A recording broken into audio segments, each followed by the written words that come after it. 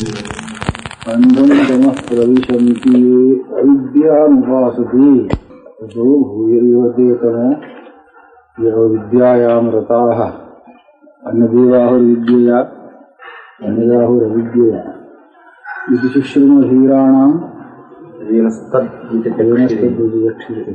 विद्यां च अविद्यां च यस्तद्वेद उभयं सः अविद्यया मृत्युं तीर्त्वा विद्यया अमृतमश्नुते।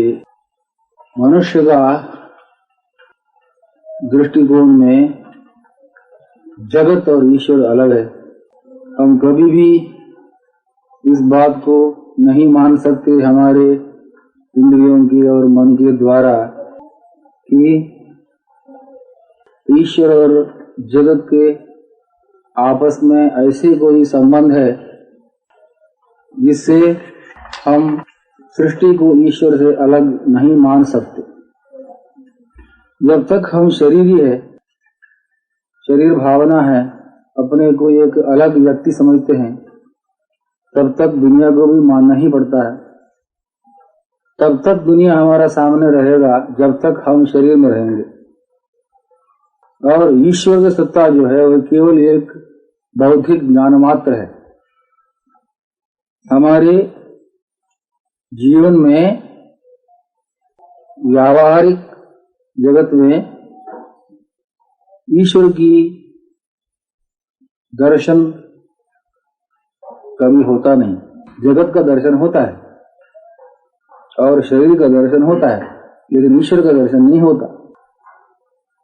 और ईश्वर है ही या नहीं, इस विचार पर हम धारणा करके ऐसे सिद्धांत पर पहुंचे हैं कि हर एक कार्य का कारण जरूर होना ही चाहिए। ऐसे सिद्धांत के अनुसार ये जगत जो परिणाम रूपी है, कार्य है, इसका भी कोई कारण होना चाहिए। ईश्वर के बिना जगत कार्य रूपी नहीं रह सकता। ये दुनिया बदलते रहता है हमेशा। बदलने का लक्षण क्या है? और किसी स्थान पर जाके पहुंचने के लिए प्रयत्न करना, लेकिन कहाँ जाना है, कौन सा स्थान है? ऐसी कोई स्थान, स्थिति, गति होना चाहिए जहां परिणाम बिल्कुल ही बंद हो जाएगा। उस अपरिणामी स्थिति का नाम ईश्वर है, जगत के कारण। लेकिन उनको हम देखते नहीं, फिर भी उनके ज्ञान है और दुनिया को देखते हैं। ईश्वर का अस्तित्व में विश्वास है और इस प्रकार की एक परोक्ष ज्ञान ईश्वर के बारे में हम में है, लेकिन जगत के बारे में अपरोक्ष ज्ञान है। वो बिल्कुल ही इंद्रियों के सामने बैठा हुआ। अभी हमारा ड्यूटी, कर्तव्य दुनिया में दो प्रकार का है, एक ईश्वर की तरफ और एक दुनिया की तरफ। इस पर हम बहुत भूल करते हैं। तो भगवत गीता का सिद्धांत भी यही है, तुम ईश्वर को ना भूल सकते हो ना दुनिया को भूल सकते हो। अगर एक को भूल करके दूसरे को पकड़ा, तुम्हारे साधन अधूरा हो जाएगा। और जगत ज्ञान को अविद्या कहते हैं और ईश्वर ज्ञान को विद्या कहते हैं। इससे कल बताया मैंने, ये अविद्या विद्या का अर्थ कई होते हैं। दो तीन दृष्टिकोण से इसका अर्थ हम सामने रखेंगे आपको। जगत ईश्वर से वास्तविकता रूप में भिन्न नहीं है, फिर भी वो भिन्न दिखाई देता है। ऐसी भिन्न दृष्टि को अविद्या ही कहना चाहिए, क्योंकि वो भूल है। वो सच्ची बात नहीं है, उसको आप मानते हैं, उसको आप विद्या कहना है, अविद्या कहना है, वो अविद्या ही है। तो जगत की ज्ञान हमारा जो है और जगत की तरफ हमारा जो वर्ताव है और कर्तव्य भी है, ये सब अविद्या राशि है। और ईश्वर का ज्ञान विद्या है। और ये ईशावास्य उपनिषद इस मंत्र में हमको बताता है कि तुम केवल जगत पर आधार पर मत रहो। ये बहुत भूल हो जाएगा, क्योंकि परिणामी है। लेकिन तुम ऐसा भी गलत नहीं करना कि दुनिया बिल्कुल ही ईश्वर से अलग इस प्रकार है कि उसका बिल्कुल ही बेपरवाही करें हम। ऐसा भी नहीं हो सकता, क्योंकि ईश्वर की सत्ता जगत में भी है। ईश्वर का सत्ता जगत में होने के कारण जगत का दो प्रकार का रूप है। एक तो उसका सार और अस्तित्व, और दूसरा उसका स्वरूप या आकार। जगत की आकार एक प्रकार का है और उसका आधार और प्रकार का है, और आधार को भी हम नहीं भूल सकते और आकार को नहीं भूल सकते। आधार विद्या है, आकार अविद्या है। अविद्या इसलिए है कि वो आकार वास्तविक नहीं, लेकिन उसको हम बिल्कुल ही छोड़ नहीं सकते क्योंकि उसमें फंसे हुए हैं। हमारे शरीर उसके एक भाग है। जब तक हम शरीर को मानते हैं, ये दुनिया को कैसे नहीं मानेंगे, क्योंकि शरीर दुनिया का एक अंग है। अंधम तमः प्रविशन्ति अविद्यामुपासते, केवल जगत को ही पूरा मान लिया, जैसे नास्तिकवादी है, चारवाक है, मेटीरियलिस्ट है। इनके दृष्टि से कुछ भी नहीं है सिवाय दुनिया। भौतिकवादी है, ये गलत ख्याल है, ऐसी बात नहीं है। अगर तुम ऐसा मानेगा, जगत से ऊपर कुछ भी सत्ता नहीं, जगत भी सब कुछ है, पांच भौतिक जगत ही हमारी ध्येय है, ऐसा अगर मान लिया तो आप बहुत गलत रास्ता में जाएंगे और अंधकार में पड़ेंगे। पुनर्जन्म लेना पड़ेगा, दुख भोगना पड़ेगा। ये गलत ख्याल की वजह से गलत रास्ता में जा रहे हैं और बहुत दुखदायक फल को भोगना पड़ेगा। अंधम तमः प्रविशन्ति ये अविद्यामुपासते तत्तो भूयैव तमो ये विद्यायाम रताः। कुछ लोग हैं, अब दुनिया कुछ भी नहीं है, उसको ठुकराएंगे पैर से और ईश्वर का ध्यान करेंगे। ये भाई ईश्वर का ध्यान करो, बिल्कुल ठीक है, अच्छा ही है, लेकिन दुनिया को क्यों ठुकराते हो? ये क्या गलती कर रखा है? ईश्वर का चेहरा ये जगत रूप में चमकता है, इस बात को आप नहीं भूलो। कहता है एक फिलॉसफर ने कहा, he who does not believe in a God whom he sees, how can he believe in a God whom he does not see? जगत, दुनिया, ये सृष्टि, ये प्रपंच, ये विषयों की समूह हमारे सामने जो दिखाई देता है, यह ईश्वर का एक निशान है, एक सिंबल है, एक प्रतिबिंब है। उनकी अस्तित्व इसमें है, निहित है, गूढ़ है। इसलिए हम कहते हैं ईश्वर सर्वांतर्यामी है। From multiplicity you have to move to unity. ये नानात्व जगत का रूप जो है, इसके द्वारा हम एकत्व को पाना है।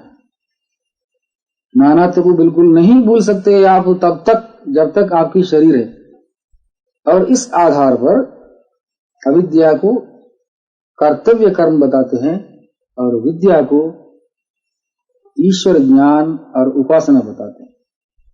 इन दोनों को साथ साथ हम बराबर समझना चाहिए और किसी को अधिक या कम नहीं समझे।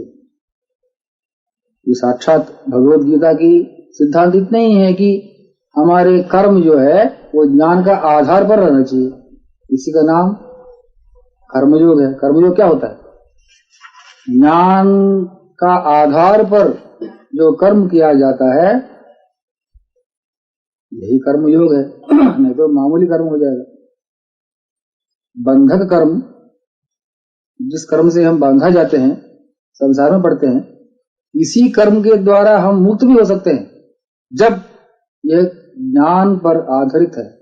तंत्र शास्त्र में एक सिद्धांत है, that by which you are caught, by that alone you shall be liberated। ये जगत आपको गड्ढे में गिरा सकता है और आपको बचा भी सकता है, दोनों काम कर सकता है जगत।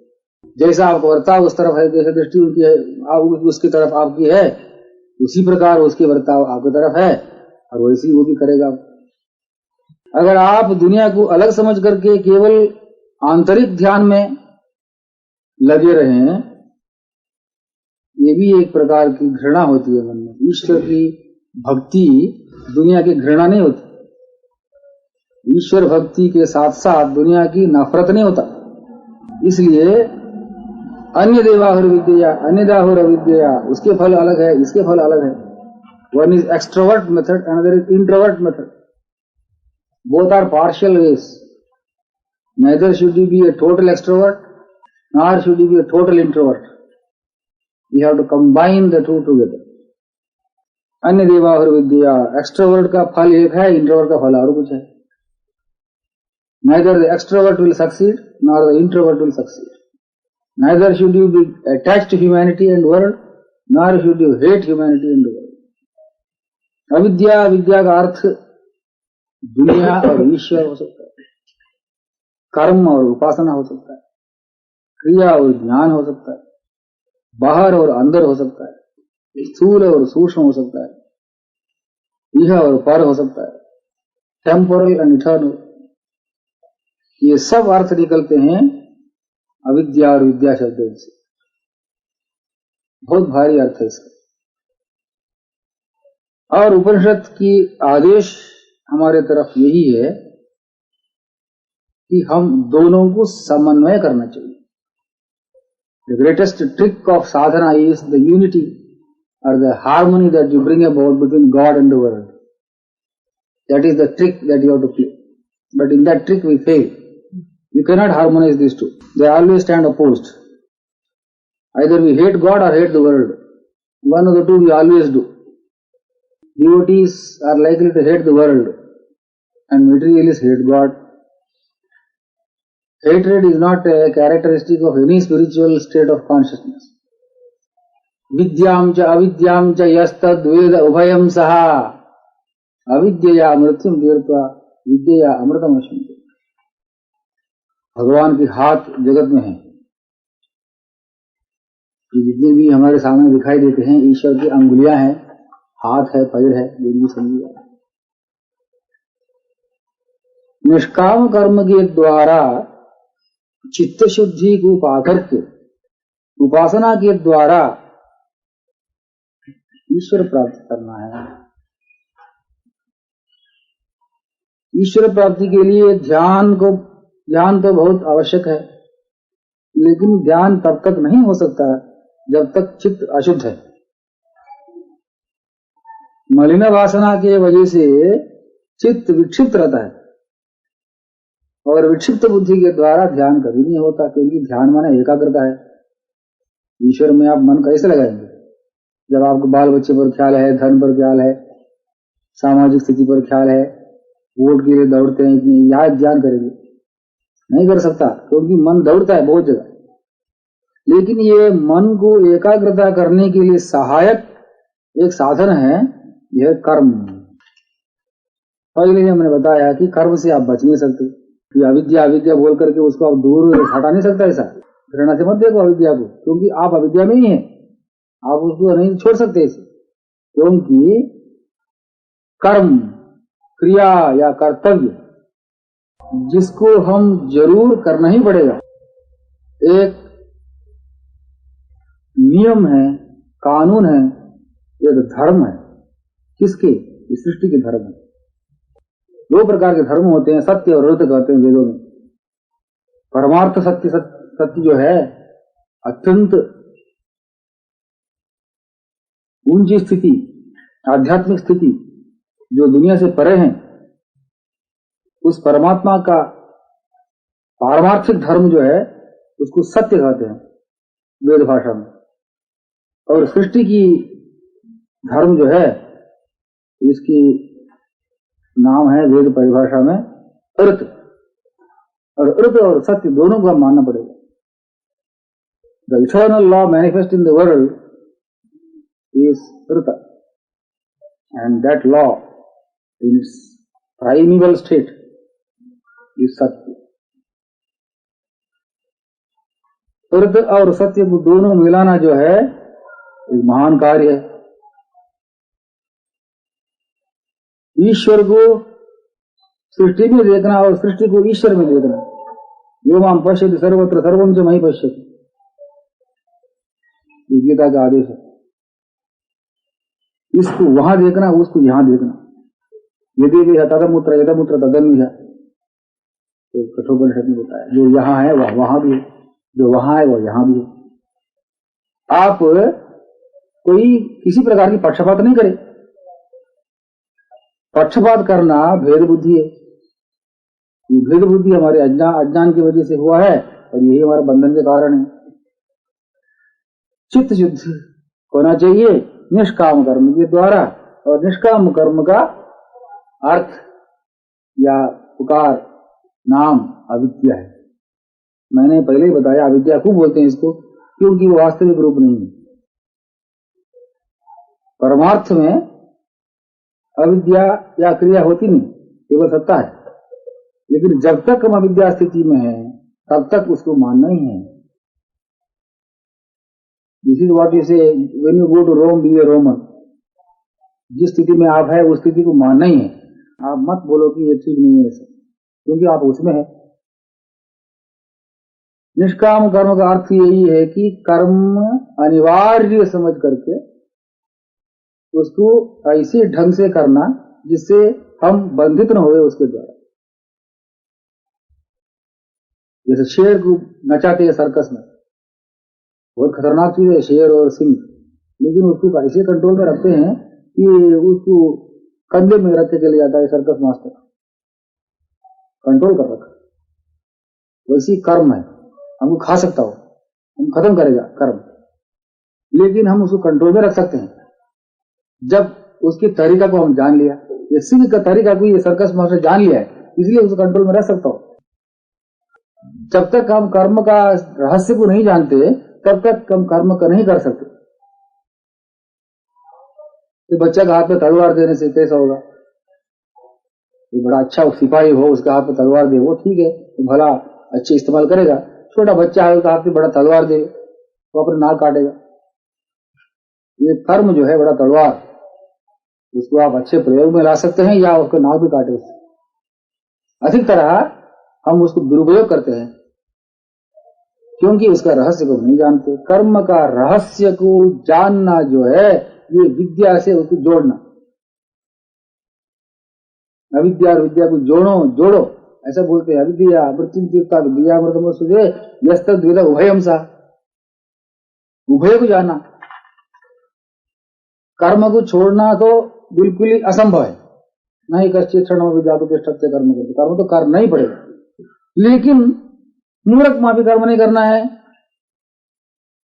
विद्वान होकर के कर्म करना है।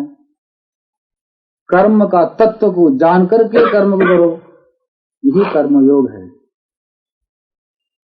कर्म में लगे रहना जो है ये अविद्या उपासना, और कर्म का तत्व को जानना जो है ये विद्या उपासना।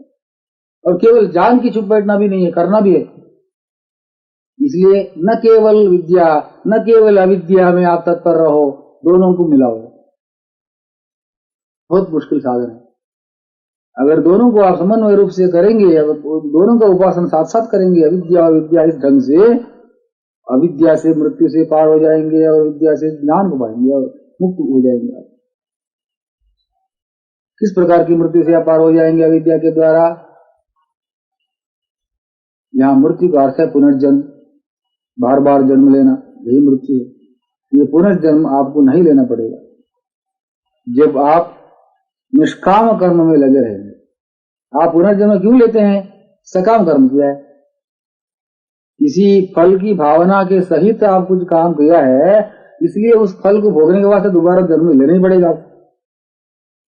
अगर आप किसी भावना के बिना ही काम करें, कोई फल कामना के रहित आप क्रिया ड्यूटी रूप में करते रहे, फिर किस वास्ते पुनर्जन्म लाए हैं? कोई लेना है आपको इस दुनिया में? फिर क्यों लाएंगे? पुनर्जन्म कराने वाला आपका ही कर्म है और कोई नहीं। फल भोगने के वास्ते हम इधर आते हैं। अगर फल जरूरत ही नहीं फिर क्यों आना? इसलिए मृत्यु से पार हो जाएंगे आप जब निष्काम कर्म में लगे रहेंगे। और ज्ञान के द्वारा, ईश्वर उपासना के द्वारा, तत्व रहस्य को समझ करके आप अमृतत्व को पाएंगे। मृत्यु से पार होना, अमृतत्व को पाना एक ही बात है।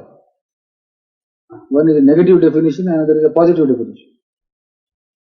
You will be free from all disease and you will be very healthy. ऐसा बोलने का माफी है। Free from all disease means you must be healthy. Though literally they are different, in essence they mean the same thing. So अविद्या से मृत्यु को पार करना और विद्या से अमृतत्व को पाना वास्तविकता में एक ही स्थिति है। कर्म और ज्ञान दोनों का समन्वय करो। ये सब आचार्यों का मत है। रामानुजाचार्य है, मध्वाचार्य है, निम्बार्क है, वल्लभ है, बड़े बड़े सिद्धांत लोग इन मंत्रों पर व्याख्या किया है।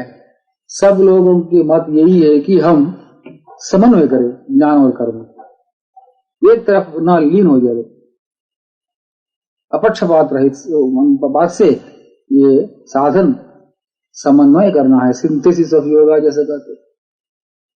अभी शंकराचार्य जी जो है, इनका एक विचारधारा और है, ये बड़ा एडवोकेट जैसा है, बहुत सटल पॉइंट एक लेकर के उसको बहुत बड़ा पहाड़ बना दिया। एक छोटी सी एक बात है इसमें जिसको ये आचार्य शंकर ने पकड़ा। ये कहते हैं आप समन्वय करो। क्या समन्वय करेंगे, किस चीज से किसको? समन्वय तो करना है, उपनिषद बताता है, उसको इनकार भी नहीं कर सकते। लेकिन कहते हैं विद्या और अविद्या का अर्थ और कुछ है। केवल डिक्शनरी मीनिंग ऑफ कर्म और ज्ञान ऐसा हम नहीं ले सकते। Avidya and vidya do not mean simply the dictionary connotations of action and knowledge, they have some other deeper meaning. ये शंकराचार्य का कहना है। ये क्या डीपर मीनिंग है? ये इनकी केवल एक पॉइंट है बस, जिस पर सारी इनकी सिद्धांत आधारित है। वो ज्ञान माने क्या चीज है,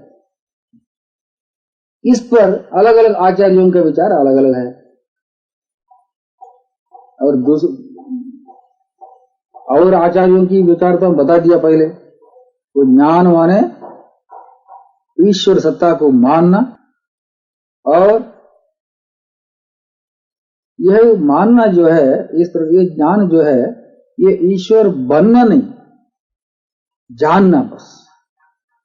बनना और जानना अलग अलग होता है। कल जैसे मैंने बताया, ज्ञान उसके विषय से भिन्न है। ज्ञान का विषय और ज्ञान एक ही नहीं है, अलग अलग है। जैसे हम दीवार को देखते हैं, दीवार और हमारा ज्ञान और उसका समझ अलग अलग है, एक ही नहीं। My knowledge of the wall is not identical with the wall. ये रामानुज संप्रदाय की, मध्वाचार्य संप्रदाय की सिद्धांत है। लेकिन आचार्य शंकर कहते हैं देखो ये गलत लक्षण है, ऐसे आप नहीं कह सकते। हमारे विचार में ज्ञान और प्रकार के, ये दीवार को जानना ज्ञान नहीं होता। ये केवल एक इंद्रिय जन्य ज्ञान है। आप ईश्वर को भी इसी प्रकार जानना चाहते हैं क्या? इंद्रियों के द्वारा। जैसे आप पहाड़ को देखते हैं या दीवार को देखते हैं, ऐसे ईश्वर को देखना है आंख खोल के? ऐसा नहीं हो सकता। ईश्वर की ज्ञान विषय ज्ञान नहीं है। वृत्ति, विषयाकार वृत्ति के द्वारा ईश्वर को नहीं समझ सकते। विषयाकार वृत्ति क्या होती है? मन की एक परिणाम। किस प्रकार के परिणाम? विषयों का आकार को लेना। जब मन किसी विषय का आकार को लेकर के उस पर पड़ जाता है, तब विषय का ज्ञान मन को होता है। उस प्रकार की मानसिक परिणाम को विषयाकार वृत्ति बोलते हैं। और इस वृत्ति के द्वारा जब विषय को आप जानेंगे, विषय वृत्ति से बाहर जरूर रहेगा। ठीक है, वो आचार्य शंकर मानते हैं इसको, बिल्कुल ठीक है। इंद्रियजन्य ज्ञान जहां भी हो, वहां ज्ञान से अलग या भिन्न विषय रहेगा ही। कोई नहीं कहता आप भी दीवार बन गया, बिल्कुल ही अलग चीज है। लेकिन ईश्वर ऐसा चीज नहीं, वो दीवार नहीं, कोई भी चीज नहीं है जिसको आप देखा होगा। वो इंद्रियों से बाहर एक विषय नहीं, ऐसा होकर कि खड़ा नहीं होता हो। अगर ईश्वर भी एक वस्तु होते, जैसे पहाड़ इत्यादि है, मनुष्य इत्यादि है, वो भी एक इंद्रियजन्य विषय होता, तो वो नश्वर हो जाता। यह दृश्यम था नश्यम, शंकराचार्य जी का महान सिद्धांत एक है, यह दृश्यम था नश्यम। जो भी आपको दिखाई देता है वो नश्वर है, किसी न किसी दिन वो मर जाएगा। क्यों? क्योंकि वो ऐकदेशिक है। ऐकदेशिक माने सर्वत्र स्थित नहीं है। अगर वो सर्वत्र स्थित होता, उसको आप इंद्रिय से नहीं देख सकते। और इंद्रियों के द्वारा आप जब देखेंगे वो सर्वत्र नहीं है, यह मान लिया। और जो सर्वत्र नहीं है वो व्यक्ति हो गया, और व्यक्ति का लक्षण है परिणाम। परिणाम माने मरना, खत्म हो जाना। अगर ईश्वर ऐसे होते वो भी मर जाते हमारा मत। इसलिए ईश्वर को ऐसा आप नहीं समझना कि ये एक इंद्रियजन्य विषय है, इंद्रिय के द्वारा जाने लायक विषय है और वो अलग प्रकार की एक वस्तु है। उसको आप ऐसी ज्ञान से नहीं देख सकते, वह ज्ञान और प्रकार का है, उसको कर्म से आप मिला नहीं सकते। ये सिद्धांत और कल देखेंगे। हरि ओम तत्सत। कृष्ण भगवान की जय।